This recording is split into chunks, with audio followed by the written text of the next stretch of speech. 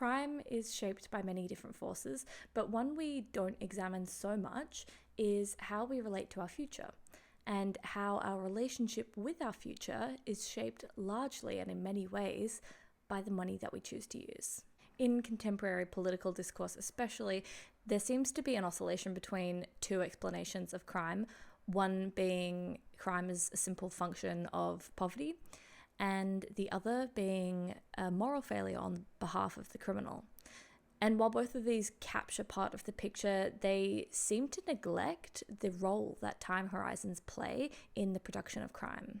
What seems to be overlooked, however, is how fiat money and general monetary instability has created this widespread culture of high time preference, and how that in and of itself has fundamentally reconfigured the way that individuals interact with risk, reward, and their own future. Crime is a multi-determined phenomenon, and it would be silly to reduce it to one single cause. That being said, my argument is not that fiat money itself directly causes crime, but it has cultivated an environment of short-termism, which in turn amplifies the conditions under which crime is more likely to occur. When people look toward a future where they don't think they have any chance of purchasing a home or having kids or supporting a family, I think this changes fundamentally the way we choose to conduct ourselves within society.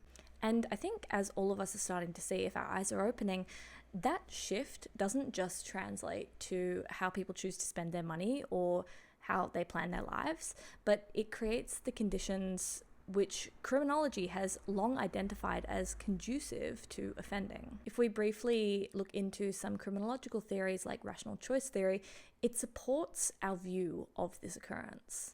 Under rational choice theory, crime is understood as a cost-benefit decision, but that calculation really only carries weight if the future itself carries weight. If someone heavily discounts the future, which I feel is what is beginning to happen now, then long-term consequences like imprisonment or reputation or loss of opportunity begin to matter less, while immediate rewards begin to dominate the decision-making process. And in my mind, what reinforces this is self-control theory. Now, self-control theory shows us that present-focused behaviour, particularly an unwillingness to delay gratification, is strongly associated with offending. And again, this is not necessarily because people are irrational, it's because their behavioural orientation is to the now instead of the future. Moving past criminological theory, I think, given everything we are seeing at the moment, short-termism or high time preference, whatever you want to call it, has moved beyond an individual occurrence, and it's become a deeply entrenched cultural setting of the West. High time preference behaviour goes beyond crime and criminal activity and deviance.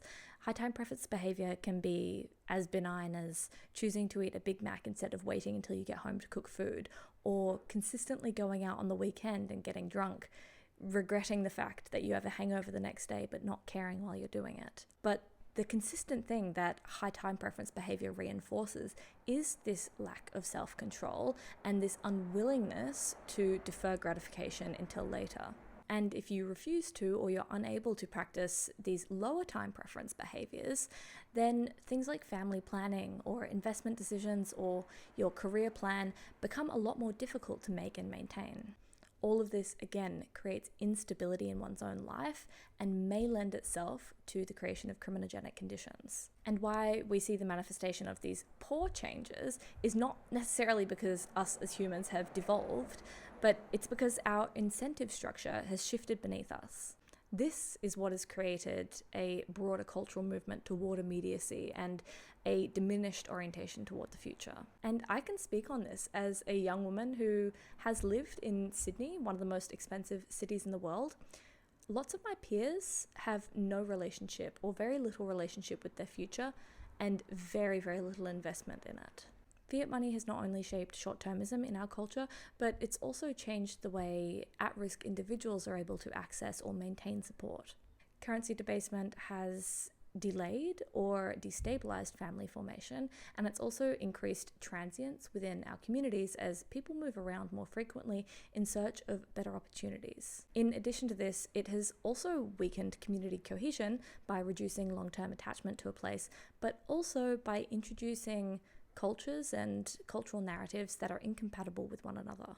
At the same time, governments enabled by fiat money and centralized currency tend to prioritize short-term economic metrics over long-term foundational solutions. Destabilized family units, transience, and a weakened sense of community cohesion all weigh negatively when it comes to crime, all of which tie back to fiat money, and funnily enough, we are told that they all require a centralized response in order to fix them too.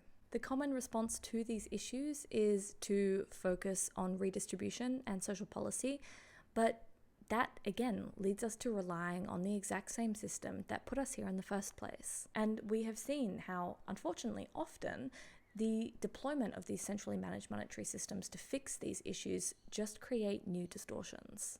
For example, asset inflation, we have indirect widening of wealth gaps, or what I think is possibly the most pervasive is the creation of these structures of dependency that actually weaken long-term incentives rather than strengthening them.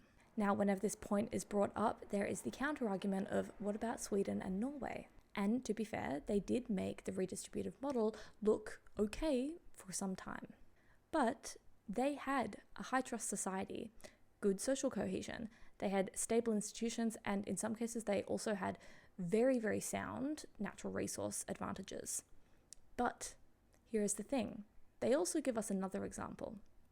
They show us how this is nearly impossible to maintain under a standard of unsound money. Nowadays, we see crime rise as these conditions are being tested by demographic change, integration issues, and taxation burdens, all secondary problems that are necessitated by fiat money. So again, we are beginning to see strain re-emerge, which to me suggests that these systems are more contingent on underlying stability than they are presented to be. None of this is to say that all crime is caused by short-termism or a culture of high time preference, or that better monetary policy or better money would eliminate it all. Money is not a singular explanation. It is one structural driver among many that in turn are also influenced by money. But the broader point remains. Incentives shape behaviour, behaviour shapes culture, and culture shapes crime. If you systemically undermine long-term thinking, then you should expect to see some short-term decision-making across the board. It's my belief that a society characterized by high time preference, born of unsound money, will predictably generate different patterns of decision-making, including those that align with criminal activity.